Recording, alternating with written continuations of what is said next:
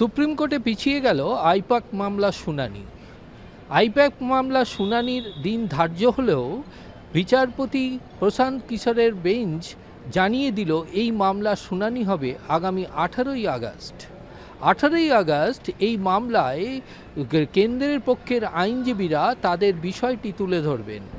মূলত আইপ্যাকের তদন্ত চলাকালীন এনফোর্সমেন্ট ডাইরেক্টরেটের তদন্তে বাধা দান করেছিলেন তৎকালীন মুখ্যমন্ত্রী মমতা বন্দ্যোপাধ্যায়।